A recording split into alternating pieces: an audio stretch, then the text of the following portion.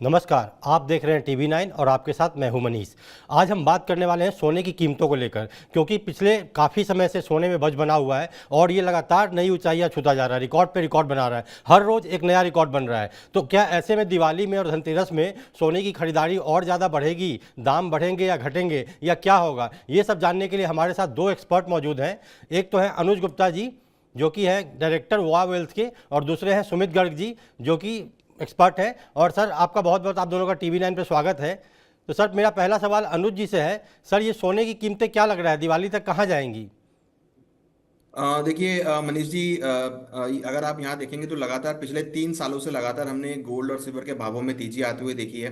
अगर हम data wise बात करें तो जी 2023 में करीबन 13% गोल्ड का भाव बढ़ा था। जी 2024 में करीबन 27% बढ़ा है और अभी अगर आप देखेंगे तो करीबन 53% 54% बढ़ चुका है। तो जी पिछले लगातार 3 सालों से ये भाव बढ़ रहा है और लग रहा है कि आगे भी गोल्ड के भावों में तेजी देखने को मिल सकती है, क्योंकि जिस तरीके से जियो political concerns, US government shutdown और कहीं ना कहीं टैरिफ का इशू लग रहा है, उससे जी काफी हद तक हमें लगता है कि गोल्ड के भावों में आगे भी तेजी देखी जा सकती है। हालांकि इस साल अगर आप देखेंगे तो भाव काफी इंक्रीज हुए हैं। हमें लगता है जी कि भावों में अभी अगर आप देखेंगे तो कहीं ना कहीं लगता है कि एक ओवरबॉट वाली सिचुएशन यहाँ पर आती हुई दिखाई दी है। नो जी डाउट कि लॉन्ग टर्म में ट्रेंड पॉजिटिव है, बट हमें लगता है कि अब प्राइसेस में कुछ प्रॉफिट बुकिंग यहाँ पर देखने को मिल सकती है। जी जी सुमित जी, मेरा सवाल अगला आपसे है कि जैसा इन्होंने कहा कि अब थोड़ा बहुत करेक्शन और प्रॉफिट बुकिंग आ सकती है, तो ऐसे में क्या दिवाली में सोना थोड़ा सस्ता लोगों को मिलेगा, आम लोगों को खरीदने के लिए? सर, मैं अनुज जी की बात से पूरी तरह सहमत हूँ कि जो जी जियोपॉलिटिकल टेंशन्स हैं और टैरिफ वॉर्स हैं, यूएस शटडाउन है, इस तरह जी की सिचुएशंस में पूरा वर्ल्ड जो है वो डिस्टर्ब चल रहा है। एक तरह से इकोनॉमिक जी बड़ा मैसेकर मचा हुआ है पूरे वर्ल्ड में। जी वहीं पे हम लोग देख रहे हैं कि चाइना और इंडिया, ये दो देश पिछले कुछ महीनों से गोल्ड को लगातार, अपने गोल्ड के रिजर्व्स को जी लगातार बढ़ा रहे हैं। जी तो उस वजह से पूरे वर्ल्ड में मुझे ऐसा लग रहा है कि अभी गोल्ड में कोई भी करेक्शन आने की उम्मीद थोड़ी सी कम है। एज जी ए इंडस्ट्री एक्सपर्ट ऑल्सो, जब हम रिटेल में एक खरीदार को देखते हैं तो जी इतनी डिमांड गोल्ड और सिल्वर की हमने शायद ही अपनी पूरी जिंदगी में देखी है जितनी इस समय आ रही है। गोल्ड $4000 के अपने एक ऐसे पीक को तोड़ चुका है अभी अभी कल या परसों में ही, जी जो बहुत दिनों से ऐसा था कि गोल्ड $4000 को शायद नहीं छुएगा। $3600 $3700 के बाद थोड़ा रेजिस्टेंस दिखाई दे रहा था, बट जी $4000 का मार्क पार कर लिया। इतने बढ़े हुए भाव में भी जब सोना ने लगभग 60% की तेजी पिछले 6-8 महीने में दिखाई है, जी उसके बाद भी यहाँ पर खरीदार रुक नहीं रहे हैं। मतलब जी आप समझिए, फिजिकल मार्केट में गोल्ड और सिल्वर की वेटिंग चल रही है। जी as a jeweller also, if we want to buy gold we have to wait for another 7 to 8 days, उसके बाद ही हमें अपने इंपोर्टर से सोना मिल रहा है। तो जी ऐसी सिचुएशन में जहां पे डिमांड इतनी स्ट्रांग है और जियो पॉलिटिकली अभी भी कोई कोई भी रिलीफ नहीं है पूरे वर्ल्ड को, जी तो उस जी सिचुएशन में मुझे यहाँ पे करेक्शन की उम्मीद थोड़ी कम दिखाई दे रही है। जी और आगे दिवाली है तो मुझे लग रहा है दिवाली तेजी की तरफ ही जाएगी। जी एक वर्ल्ड गोल्ड काउंसिल की रिपोर्ट भी आई थी, जो डिमांड की आपने बात कही, तो डिमांड ये कल या परसों ही रिपोर्ट आई है, जिसमें कहा गया कि सोना का दाम तो बढ़ता जा रहा है, लेकिन डिमांड में कमी नहीं आ रही। डिमांड भी लगातार मतलब पीक लेवल पे है। जैसा आपने भी कहा कि ज्वेलर्स को 7 से 8 दिन का वेटिंग पीरियड है। तो अनुज सर, मेरा सवाल आपसे है कि ऐसे में क्या आपको लग रहा है कि सोना 1.5 लाख क्रॉस कर जाएगा? देखिए मनीष जी, नो डाउट कि लॉन्ग टर्म ट्रेंड गोल्ड का पॉजिटिव है और मुझे जी लगता है कि जरूर गोल्ड का भाव आपको 4200 से लेकर $4500 जाता हुआ दिखाई दे सकता है, जो कि हो सकता है कि डोमेस्टिक मार्केट में 1,40,000 1,50,000 की रेंज में आता हुआ दिखाई दे। तो लॉन्ग टर्म ट्रेंड इसका अभी भी पॉजिटिव है। हमें लगता है कि लॉन्ग टर्म में अगेन आपको 1,50,000 तक के लेवल नए हाई यहाँ पर बनते हुए दिखाई दे सकते हैं, बट जी वो थोड़ा सा लॉन्ग टर्म पर्सपेक्टिव रहेगा। अगर हम दिवाली तक बात कर रहे हैं या ईयर एंड तक की अगर बात करें, तो मुझे लगता नहीं कि ज्यादा यहाँ पर आप तेजी आपको देखने को मिलेगी। प्राइस थोड़े से स्टेबल होंगे और जी स्लो मोमेंटम में भाव ऊपर की तरफ जाते हुए दिखाई देंगे। कुछ करेक्शंस आएंगी, फिर आपको लोअर लेवल पे खरीदारी देखने को मिलेंगी। बट हाँ, ये जरूर लग रहा है कि लॉन्ग टर्म में अगर हम बात करें तो गोल्ड का भाव 1.5 लाख जाता हुआ दिखाई दे सकता है। जी सर, ये तो बात हुई सोने की। अब सुमित सर, मेरा अगला सवाल चांदी को लेकर आपसे है। चांदी भी जी, लगातार नए रिकॉर्ड बना रहा है, और पिछले हफ्ते एक रिपोर्ट भी आई थी, जिसमें कहा गया था कि सोने को भी ये पीक, मतलब सोने को भी पछाड़ के आगे बढ़ सकता है। तो क्या चांदी आने वाले दिनों में सोने को भी रिकॉर्ड तोड़ देगा? सर, टीवी 9 पे ही मैं लगभग पिछले महीने भी आप लोगों ने मुझे इनवाइट किया था इसी जी डिस्कशन पे। तब भी मैंने चांदी के लिए आई वॉज वेरी बुलिश, और उस टाइम चांदी लगभग 1,15,000 1,20,000 के भाव पे ट्रेड कर रही थी। जी आज चांदी फिजिकल मार्केट में 1,60,000 के आसपास ट्रेड कर रही है। जी आप एक बात समझिए कि चांदी 2011 में 70,000 रुपए थी, जिस समय जी सोना लगभग 11,000 रुपए था। हम इंडियन मार्केट की बात करते जी हैं, जी एक आम आदमी के लिए पूरे वर्ल्ड की इकोनॉमी को समझना बड़ा मुश्किल हो जाता है। जी 2011 से सोना 11,000 से आज 1,15,000 पे ट्रेड कर रहा है, लगभग 11-12 गुना बढ़ गया। और जी वहीं चांदी 70,000 से 1,50,000 पे आई है, यानी 2 गुना बढ़ी है, वो भी पिछले सिर्फ 6 महीने में ही बढ़ी है। उससे पहले तो जी चांदी 70,000 पे ट्रेड कर रही थी। जी तो सिल्वर अभी तक बढ़ी ही नहीं है, सिल्वर का बहुत अच्छे तरीके से बढ़ना अभी बहुत बाकी है। तो जी I am very bullish about silver, कि सिल्वर में कभी भी अभी रिसेंट टाइम्स में हमें कोई करेक्शन देखने को नहीं मिल सकती, और सिल्वर मुझे लगता है कि यहाँ से और भी बहुत तेज हो सकती है। बहुत तेज से जी मेरा मतलब मतलब है कि यहाँ से भी डबल हो सकती है। चांदी आने वाले समय में और भी नए रिकॉर्ड बना सकता है, ऐसा आपका डेफिनेटली कहना सर, है? जिस तरह से चांदी का इंडस्ट्रियल यूज बढ़ रहा है जी सेमीकंडक्टर्स में, सोलर में, बैटरीज में, जी और वो रिन्यूएबल एनर्जी सोर्सेज है वहां पे, जी जहां जहां पे सिल्वर का यूज बढ़ता जा रहा है, उस जी वजह से डिमांड इतनी बढ़ गई है, और सप्लाई लिमिटेड है। कमोडिटी ऐसी तो है नहीं कि जो जी अनलिमिटेड है, लिमिटिंग कमोडिटी होने की वजह से डिमांड बढ़ गई है। अब जैसे इंडस्ट्रियल डिमांड बढ़ी, उसी तरह जी से इन्वेस्टर भी भागता है उसी प्रोडक्ट को लेने के लिए। जी तो industrial demand backed by investor demand, दोनों जी डिमांड को मिक्स करके चांदी की शॉर्टेज इतनी हो गई है बाजार में। जी आज चांदी फिजिकल मार्केट में दिल्ली में 12,000 रुपए प्रीमियम पे बिक रही है। जी एमसीएक्स का जो रेट आ रहा है वो लगभग 1,50,000 के आसपास है, 1,49,000, और फिजिकल मार्केट में चांदी लगभग 1,61,000 रुपए है। तो इतना प्रीमियम, इतने बड़े हुए भाव पे, 15 दिन की शॉर्ट, 15 दिन का डिलीवरी टाइम, मुझे नहीं जी लगता कहीं पे कोई मंदी के आसार दिखाई दे रहे हैं। तो मतलब आप कह रहे हैं कि धनतेरस पर जो चांदी के सिक्कों खरीदने का जो शुभ मुहूर्त होता है, मतलब परंपरा चली आ रही है हमारे यहाँ, तो वो इस बार लोगों को महंगा खरीदना पड़ सकता है या उसके लिए नहीं, वेटिंग लोगों भी हो को सकती है? बहुत सारे ज्वेलर्स आजकल प्री बुक कर रहे हैं। जी आपको आज ही जाइए, अपना कुछ एडवांस पे करके रेट बुक कर लीजिए, जी धनतेरस तक तो आपकी इन्वेस्टमेंट वैसे ही शुभ हो जाएगी। जी मतलब अभी से आप बुक कर लीजिए, धनतेरस पे आपकी दिवाली एक दिन पहले ही मन जाएगी, ऐसा आप जी कहना जी है? जी जी, बिल्कुल जी मैं यही कहना चाहता हूँ। जी अनु सर, मेरा एक सवाल आपसे है कि जैसे सोने और चांदी में तो लगातार ताबड़तोड़ तेजी चल रही है, लेकिन अगर वहीं ज्वेलरी स्टॉक्स की बात करें तो स्टॉक्स में गिरावट देखी जा रही है। कल मैं एक रिपोर्ट पढ़ रहा था जिसमें था कि गोल्ड 59% जंप कर चुका है, सिल्वर शायद 37%, एग्जैक्ट आंकड़ा मुझे याद नहीं है, लेकिन ज्वेलरी स्टॉक्स में 32% की गिरावट है। पिछले 3 महीने का डेटा है ये। तो सर ये पैसा जा कहाँ रहा है फिर? लोग क्या सिल्वर ज्वेलरी स्टॉक्स में पैसा लगाना बंद कर दिया लोगों ने, या फिजिकल गोल्ड खरीद रहे हैं बस? देखिए, ऐसा नहीं है कि ज्वेलरी स्टॉक में पैसा लगाना बंद कर दे। देखिए कि क्या है कि जो ज्वेलरी स्टॉक्स है उनकी वैल्यूएशन जनरली उनकी सेल्स और मार्जिन पे होती है। और हम जी देख रहे हैं कि कहीं ना कहीं प्राइस बढ़ने की वजह से जो ज्वेलरी स्टॉक्स के जो सेल है वो यहाँ पर कुछ कम होती हुई दिखाई दी है।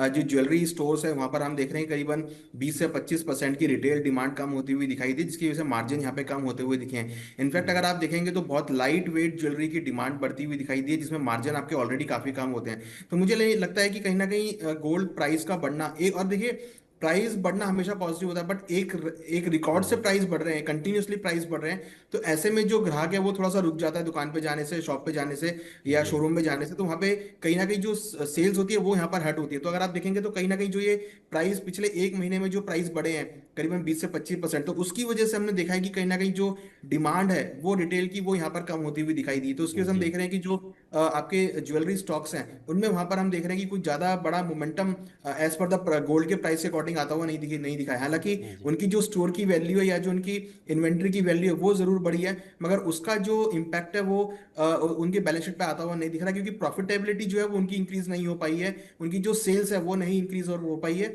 और जो जी उनके टर्नओवर है वो नहीं बढ़ पाई है। तो ओवरऑल जो बिजनेस है वो टोटल टर्नओवर पर डिपेंड करता है। और टर्नओवर अगर आप देखेंगे तो गोल्ड के प्राइस बढ़ने की वजह से जो उनकी सेल्स है वो यहाँ पे रुकती हुई नजर आई है। इसकी वजह से हमने देखा कि जो ज्वेलरी स्टॉक्स हैं उतने परफॉर्म नहीं कर पाए हैं। जी जी ज्वेलरी स्टॉक्स, मतलब आप कह रहे हैं कि आने वाले समय में इसमें भी मोमेंटम देखने को मिल सकता है, अभी थोड़ी गिरावट है। सर एक सवाल मेरा आप दोनों से ही है, जैसा कि मतलब हमारे सोशल मीडिया पे पोल चलाया गया था, उसमें एक सवाल दर्शकों का है कि सोना तो इतना महंगा हो गया है, तो हमारे पास और क्या क्या विकल्प है? तो सुमित सर पहले आप बताइए, फिर अनु सर आप बताएंगे कि दर्शकों को समझाने के लिए, क्योंकि हमारा रीडर जो है हिंदी बेल्ट से आता है, तो उनको पता लगे कि और क्या क्या विकल्प है। जैसे स्टॉक मार्केट सब जानते हैं, इक्विटी सब जानते हैं, कमोडिटी मार्केट भी मतलब कुछ लोग जानते हैं, लेकिन इतने जागरूक अभी नहीं हो पाए हैं। जबकि आप चाहें तो 500 रुपये का सोना भी खरीद सकते हैं, इन्वेस्टमेंट के पर्पज से मैं बोलूँ। गोल्ड ETF की बात करें तो मतलब इस तरह से और कौन कौन से विकल्प हो सकते हैं? जी सर। जी सुमित सर। आप कह रहे हैं कि सोने में पहले ही बहुत तेजी आ गई तो हमें कोई विकल्प देखना पड़ेगा। जी। मेरे को अभी ये लग ही नहीं रहा कि सोने का कोई और विकल्प हमारे पास है। अच्छा। जिस तरह से गोल्ड और सिल्वर इस समय तेजी पकड़े हुए हैं, जी। और जिस तरह से पूरा वर्ल्ड एक विकल्प ढूंढ रहा है डॉलर डोमिनेंस को दबाने के लिए जी। सोने के रूप में, इसके अलावा दूसरा कोई विकल्प ही नहीं है। आप प्लेटिनम में इन्वेस्ट करेंगे या आप किसी और स्टॉक्स में इन्वेस्ट करेंगे, जितनी रिटर्न इस जी। समय गोल्ड और सिल्वर दे रहे हैं, मेरे पास कोई दूसरा विकल्प नहीं है। हर आदमी के पास अपने पोर्टफोलियो का एक मेजर चंक इस समय सिल्वर का और गोल्ड का होना चाहिए, चाहे वो आप जी। किसी भी फॉर्म में कीजिए। गोल्ड जी। ईटीएफ कीजिए, गोल्ड बॉन्ड शायद गवर्नमेंट ने अभी बंद कर दिए हैं। जी। गोल्ड बॉन्ड्स एक बहुत अच्छी फॉर्म थी, वहां पे जीएसटी का एक वेवर मिलता है हमें। जी। और आप ज्वेलरी की फॉर्म में इन्वेस्ट कर सकते हैं, बहुत कम मेकिंग चार्जेस पे जो ज्वेलरी मिलती है, आप वो ज्वेलरी जी। लीजिए, आपके घर वाले उसको पहन के खुश भी होंगे और आपकी इन्वेस्टमेंट भी होती है। उसमें आपके दो काम पूरे हो जाते हैं। मतलब जी। मेरे हिसाब से, बीइंग ए ज्वेलर, मेरे को लगता है कि गोल्ड और सिल्वर इस समय सबसे ज्यादा लुक्रेटिव इन्वेस्टमेंट ऑप्शंस हैं।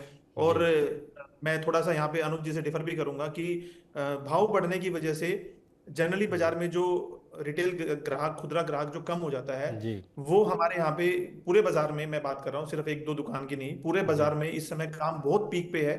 जी। हर ज्वेलर के पास बहुत जबरदस्त रश है। एमएमडीसी कॉइन्स में आप समझिए 20-20 दिन की डिलीवरी है। जी। धनतेरस के लिए अगर किसी ने, ज्वेलर ने एमएमडीसी के कॉइन स्टॉक नहीं किए हैं तो उनको आज माल ही नहीं मिल रहा। तो आप जी। समझिए कि पूरा बाजार इस समय रश में है। बहुत अच्छी सेल्स ज्वेलर्स लोग अपनी अंकित कर रहे हैं। तो जी। पूरा बाजार बहुत पॉजिटिव और बुलिश है। तो जी वेरी मतलब गुड फीलिंग्स। जी, कहने का मतलब कि ज्वेलर्स बम बम हैं, मतलब उनका उनको लग रहा है कि इस बार दिवाली धनतेरस में पिछले साल का भी रिकॉर्ड टूटने वाला है। ऐसा मतलब जैसा सर आप फिजिकल डिमांड की बात करें तो ऐसा आपको लग रहा है। अनुज सर, मेरा ये सवाल है, शायद सुमित सर मतलब उन्होंने बताया, लेकिन थोड़ा इसको मैं और एलोबरेट करना चाहूँगा। जैसे मेरा सवाल ये था कि जैसे इक्विटी को लेकर लोगों में धारणा है कि भाई शेयर बाजार में पैसा लगा दो, डीमेट अकाउंट खुलवा लो, पैसा लगा लो। ऐसे कमोडिटी होता तो है, एक्सचेंज भी है, एमसीएक्स भी है, सब कुछ है, लेकिन लोगों में उस तरह से जागरूकता नहीं है अभी कि इन्वेस्टमेंट के पर्पज से सोना अभी भी लोग भारत में, जो खास करके जो मिडिल क्लास लोग हैं, वो परंपरागत तरीके से खरीदते हैं और बुरे समय का साथी इसको समझते हैं। जबकि निवेश की बात करें, इन्वेस्टमेंट की बात करें, तो गोल्ड और सिल्वर, जैसा सुमित सर ने भी कहा कि इन्वेस्टमेंट के तौर पर भी सोना और चांदी का कोई विकल्प नहीं है। तो सर, ऐसे में लोगों को जागरूक करने के लिए क्या करना चाहिए? जी सर। देखिए, गोल्ड अगर आप देखेंगे तो बहुत सारे फॉर्म्स में अवेलेबल है। जी। मींस अगर किसी को देखिए, पहले तो अगर आप ट्रेडिशनल वे में जाएंगे तो इसको फाइनेंशियल सिक्योरिटी के तौर पे देखा जाता था। अगर आप जी। देखेंगे हिस्टोरिकली, जो भी आप आज से 20 साल पहले, 100 साल पहले, 200 साल पहले, 500 साल पहले देखेंगे तो लोग गोल्ड में इन्वेस्टमेंट करते थे एज ए फाइनेंशियल सिक्योरिटी के तौर पे। जी। तो वो जनरली उस टाइम फॉर्म था फिजिकल में, तो लोग उसको फिजिकल में रखते थे या ज्वेलरी फॉर्म में रखते थे। बट उसके बाद जो ट्रेंड आया वो धीरे धीरे कॉइन्स में लेता हुआ दिखाई दिया। फिर हमने देखा कि लोगों ने सिक्कों के रूप में गोल्ड को रखना स्टार्ट किया। देखिए, यहाँ पे दो चीजें डिफर है, ज्वेलरी डिमांड और कॉइन्स की डिमांड। जी। ज्वेलरी डिमांड जो थी जनरली वो डेड डिमांड मानी जाती है, क्योंकि ज्वेलरी एक बार घर में आने के बाद वो बिकती नहीं है। जबकि जी। अगर आप देखेंगे तो इस टाइम पे जो डिमांड है वो यहाँ पे कॉइन्स की डिमांड है, और रॉ गोल्ड की बहुत डिमांड यहाँ देखने को मिल रही है। क्योंकि जी। ज्वेलरी के अंदर मेकिंग चार्जेस का बहुत प्रोसेस आता है। तो ये अगर आप देखेंगे तो इस टाइम पे तो जो ज्वेलर्स के पास डिमांड है वो केवल कॉइन्स की और रॉ गोल्ड की है। ज्वेलरी की जी। डिमांड उतनी नहीं है। तीसरा जो इंपॉर्टेंट फैक्टर है, अब जो नया एक कंसेप्ट देखने को मिला है वो है ईटीएफ की डिमांड। तो यहाँ जी। पर जो ईटीएफ अगर आप देखेंगे तो करीबन भारत के अंदर गोल्ड ईटीएफ के अंदर जो एयूएम है, करीबन 83,000 करोड़ का जो है एयूएम जो यहाँ पर आता हुआ दिखाई दिया है। तो कहीं ना कहीं जी। अगर आप देखेंगे तो कहीं ना कहीं ईटीएफ के अंदर यहाँ पे करीबन डोमेस्टिक मार्केट में डिमांड बढ़ी है। वहीं अगर आप इंटरनेशनल मार्केट में जाएंगे ईटीएफ में, तो करीबन $410 बिलियन का ईटीएफ डिमांड जो है वो जी। गोल्ड के अंदर है। तो अगर आप देखेंगे तो एक इन्वेस्टमेंट डिमांड जो है ईटीएफ के तौर पे देखने को मिली है। बीच में हमने देखा था सोवरेन गोल्ड बॉन्ड, तो वो भी यहाँ पे मार्केट मेथड्स ने काफी हद तक लोगों को इन्वेस्टमेंट करना सिखाया था गोल्ड में। तो उसके बाद से हमने देखा कि धीरे धीरे लोग जो है गोल्ड ईटीएफ में आते हुए दिखाई दिए। तो यहाँ पे देखिए, ये डिफर करना बहुत जरूरी है कि आपको डिमांड किस चीज की, आपको रिक्वायरमेंट क्या है। अगर किसी को फिजिकल लेना है तो फिजिकल गोल्ड जो है आप ज्वेलरी में ना लेके आप कॉइन्स के रूप में रख सकते हैं, क्योंकि मैं इन्वेस्टमेंट की जी। बात कर रहा हूँ। अगर जी। आप ज्वेलरी ले रहे हैं तो वो नॉट ए इन्वेस्टमेंट, क्योंकि अगर आप उसको बेचने जाएंगे तो आपको 10-15% जो भी मेकिंग चार्जेस है वो आपका वहां पे कटता है। तो jewellery is not a investment. अगर आपको इन्वेस्टमेंट करना है तो गोल्ड बार है, यहाँ पर आप गोल्ड कॉइन ले सकते हैं, गोल्ड बार ले सकते हैं, या फिर जी। रॉ गोल्ड आप बाय कर सकते हैं। उसके विपरीत अगर आपको लगता है कि आपको फिजिकल गोल्ड कैरी नहीं करना है, आपको डिमिट फॉर्म में गोल्ड लेना है, आप उसको खाली पेपर फॉर्म में रखना चाहते हैं, तो आपके पास गोल्ड ईटीएफ बहुत अच्छा ऑप्शन है, जिसको आप अपने डीमैट अकाउंट में होल्ड कर सकते हैं और कभी भी शेयर्स की की तरह बेच सकते हैं। तीसरा ऑप्शन है एमसीएक्स का गोल्ड। अगर आप कुछ ट्रेडिंग करना चाहते हैं,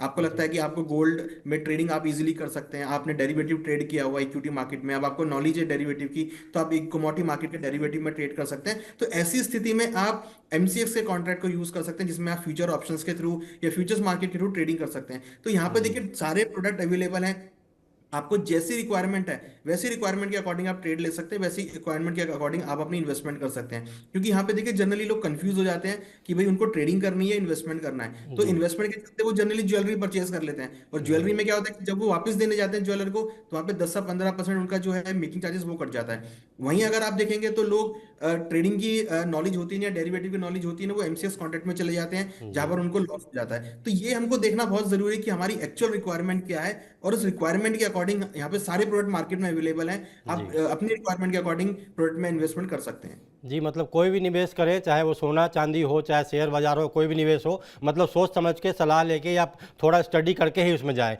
सर, जहाँ तक गोल्ड ईटीएफ की बात है, तो अभी मैं एक रिपोर्ट पढ़ ही रहा था कि मतलब गोल्ड ईटीएफ ने 10 लाख रुपए को 1 करोड़ बना दिया है 2007 से लेके अभी तक। 950% का ताबड़तोड़ रिटर्न दिया है गोल्ड ईटीएफ की बात करूँ तो ऐसा रिटर्न शायद और कहीं देखने को नहीं मिला है। वहीं अगर मतलब और भी फॉर्मेट की बात करें तो वहाँ भी अच्छा खासा रिटर्न मिला है। वहीं थोड़ा एसजीपी पे आते हैं, सॉवरेन गोल्ड बॉन्ड पे, जो सरकार ने अभी बंद कर दिया है। हालांकि उसकी कई सीरीज सरकार लाई थी, लेकिन बीच में बंद कर दिया गया। अब ऐसी चर्चा है कि फिर से, क्योंकि सोना चांदी में इतनी तेज बढ़त है, तो सर ऐसी चर्चाएं चल रही है, मतलब मंत्रालयों में बातचीत चल रही है कि फिर से इसको सरकार लाने की तैयारी कर रही है। तो सर इसके बारे में आपका क्या कहना है? जी सुमित सर, आप। सर, सॉवरन गोल्ड बॉन्ड्स में गवर्नमेंट ने उसको हेज, मतलब मैंने जो रिपोर्ट पढ़ी थी उसके जी अकॉर्डिंग गवर्नमेंट ने उसको हेज नहीं किया था। जी उसकी वजह से गवर्नमेंट को उसको बंद करना पड़ा, बिकॉज राइट। गोल्ड की जो बहुत बड़ी तेजी, आपने जैसे बताया लगभग जी 10 गुना हो गया वहां से। तो जी उस गोल्ड को कहीं ना कहीं जो भी हेज फंड्स होते हैं वहां पे उनको हेज करना जरूरी था। वो जी ना करने की वजह से गवर्नमेंट को उसको बंद करना पड़ा। ऑब्वियसली हमें लगता है कि गवर्नमेंट के पास बहुत अच्छी फाइनेंस स्कीम्स हैं, तो फाइनेंशियल एडवाइजर्स हैं, तो कहीं ना जी कहीं उसको दोबारा लॉन्च किया जाएगा। बिकॉज फिजिकल गोल्ड जो है वो इंडिया में नहीं मिलता, और कंट्री को वो इंपोर्ट करना पड़ता है। तो इंडिया चाहती है कि हम दूसरे इंस्ट्रूमेंट्स लोगों को ऐसे प्रोस्पेक्ट्स दे सकें जिसमें वो लोग फिजिकल गोल्ड की बजाय एक जी इजी वे भी होता है, आपको फिजिकल गोल्ड को कैरी करना पड़ता है। और जी अगर आप गोल्ड बॉन्ड्स में या ईटीएफ्स में इन्वेस्ट करते हैं तो आपको उसको कैरी करने का और सिक्योरिटी करने का एक झंझट खत्म हो जाता है। तो इट जी is always a good option. उसमें डिस्काउंट्स भी होते हैं और गवर्नमेंट जीएसटी वेवर भी देती है। तो इन जी दोनों स्कीम्स के चक्कर में वो 5-6% सस्ता मिलता है एक जी नॉर्मल गोल्ड की वैल्यू से। तो जी जल्दी ही हम वेट करेंगे कि गोल्ड बॉन्ड्स सरकार दोबारा जारी करे। जी, क्योंकि इसका इंतजार भी है और उम्मीद है कि सरकार इसको दोबारा जारी कर सकती है। सर, अनुज सर, मेरा सवाल आपसे है कि एक एक फिगर चाहिए मुझे दर्शकों को बताने के लिए कि दिवाली पर आपके हिसाब से सोना कितना जाएगा, कितने, 1,20,000, 1,50,000, 1,40,000, कितना होगा? जी सर। देखिए ये फिगर का प्रिडिक्शन करना बड़ा मुश्किल है, बट फिर भी मुझे लगता है कि ओवरऑल। गोल्ड, देखिए ओवरऑल अगर हम बात करें तो मुझे लगता है कि गोल्ड का भाव कहीं ना कहीं आपको 1,20,000 के आसपास कहीं ना कहीं सेटल होता हुआ दिखाई देगा। क्योंकि देखिए यहाँ पर एक दो चीज़ें बहुत इंपॉर्टेंट है जो समझनी बहुत जरूरी है। अगर आप जी आज फिजिकल मार्केट में जाएंगे तो जैसे एमसीएक्स में भाव अभी करीबन 1,23,000 के आसपास चला, तो फिजिकल में आपको करीबन 1,30,000 के आसपास का भाव मिलेगा, जो कि करीबन 7 से 8 हज़ार रुपये महंगा है। दैट इज जी कॉल्ड द प्रीमियम, जो कि फेस्टिवल का प्रीमियम भी होता है। तो मुझे लगता है कि दिवाली के टाइम पर, धनतेरस के बाद जनरली थोड़ा सा मार्केट कूल हो जाता है, तो मुझे लगता है कि धनतेरस के बाद हो सकता है कि थोड़ा ही प्रीमियम कम होता हुआ दिखाई दे। तो कहीं ना कहीं प्राइस मुझे लगता है कि 1,20,000 से लेकर 1,25,000 के बीच सेटल होते हुए दिखाई देंगे। जी सुमित सर, आपका क्या कहना है, दिवाली पर सोना कितना है? सोने का रेट क्या सर, होगा दिवाली पर? मैं थोड़ा बुलिश हूँ। एक लाख जी पच्चीस हजार पे तो हम ऑलरेडी ट्रेड कर ही रहे हैं, लगभग जी 4,000 का प्रीमियम चल रहा है इस समय बाजार में। तो जी मुझे लगता है कि मैं 1,30,000 के आसपास का स्तर देख सकता है धनतेरस और दिवाली पे अगले 10 जी, दिन में। मतलब 1,50,000 का लेवल नहीं जाने वाला है, क्योंकि कुछ 1 रिपोर्ट्स लाख ऐसी सर थी। बहुत जी, बहुत 1,50,000 मुश्किल है थोड़ा 1 लाख ज़्यादा का ही है। लेवल। जी जी, 10 मतलब दिन दिवाली में। पर सोना 1,30,000 के आसपास मिल सकता है। जी जी जी, बिल्कुल। जी सर, एक सवाल और दर्शकों के लिए कि जैसा आप दोनों एक्सपर्ट हैं, तो कभी भी गोल्ड में निवेश जो होता है, मतलब अधिकतर लोग तो परंपरागत तरीके से खरीदते हैं, अब लोग निवेश भी समझने लगे हैं, तो निवेश करने से पहले क्या देखना चाहिए गोल्ड में? जी सर, अनुज सर, आप बताइए। देखिए, अगर फिजिकल निवेश करना है तो उसकी प्योरिटी सबसे ज़्यादा इंपॉर्टेंट है। जी। क्योंकि कई बार क्या होता है कि निवेश करने जाते हैं, प्योरिटी का नहीं चेक कर पाते हैं, और फिर जी। जब उसको बेचने आते हैं तो पता लगता है कि उसमें कुछ कैरेट्स कम है। तो जी। प्योरिटी का आप जब भी रॉ गोल्ड खरीदें या कॉइन खरीदें, उसकी प्योरिटी सर्टिफिकेट जरूर लें। और कई आजकल तो अब तो HUID भी लगने लग गया है मार्क, वो भी आप लगवा सकते हैं, जिससे आपको पता रहे कि भाई कितनी कैरेट का आपने गोल्ड लिया है। क्योंकि देखिए, गोल्ड में प्योरिटी सबसे ज़्यादा इंपॉर्टेंट है। अगर आपने सही प्योरिटी का सामान लिया है तो जब आप बेचेंगे तो आप उतनी प्योरिटी का ही बेचेंगे। जी। दूसरा कि आप अगर कहीं इन्वेस्टमेंट कर रहे हैं गोल्ड ETF या सिल्वर ETF में या एक्सचेंज के थ्रू, तो रजिस्टर्ड ब्रोकर के साथ ही आप ट्रेड करें, और जो भी आप ट्रेड कर रहे हैं उसका आप जरूर रिकॉर्ड मेंटेन रखें। जी, धन्यवाद। सुमित सर, मेरा एक सवाल आपसे है कि जैसे ये जी कैरेट्स की बात होती है, अक्सर लोग कंफ्यूज हो जाते हैं। आम जनता की बात कर रहा हूँ मैं, लेमन लैंग्वेज में समझाने की बात कर रहा हूँ कि 9 कैरेट होता है, 18 कैरेट होता है, 22 कैरेट होता है, 24 कैरेट होता है। तो अक्सर लोग इसमें कंफ्यूज हो जाते हैं। तो थोड़ा सा इसको क्लियर करेंगे, क्योंकि आप ज्वेलर भी हैं, तो आप अच्छे तरीके से इसको बता सकते हैं। जी सर। तो देखिए, इसमें क्या होता है ना, 24 कैरेट में 100% प्योर गोल्ड होता है, जी। लगभग 99.5% का गोल्ड आता है। 22 जी। कैरेट में 91.6 होता है। जी। आप सीधा किसी भी ज्वेलर के पास जाके 24 कैरेट का रेट पता कीजिए कि आप प्योर गोल्ड कितने भाव में बेच रहे हैं, जी। उसको आप 92% से मल्टीप्लाई कर दीजिए, तो आपके पास एग्जैक्ट गोल्ड का प्राइस आ जाएगा कि जी। आपने 22 कैरेट में हॉलमार्क गोल्ड का क्या रेट आता है, जी। 92% से मल्टीप्लाई करके। उसके ओके। बाद 18 कैरेट में 75% गोल्ड होता है, जी। 14 कैरेट में 58.5% होता है, जी। और 9 कैरेट में 37.5% होता है। इसका सिंपल कैलकुलेशन है कि आपको जो भी कैरेट निकालना है उसको आप 24 कैरेट से डिवाइड कर दीजिए। जैसे 14 कैरेट है तो 14 डिवाइड बाई 24, जो ओके। भी परसेंटेज आएगी वो परसेंटेज ही आपके गोल्ड का प्योरिटी वैल्यू होगी उस हो, कैरेट की।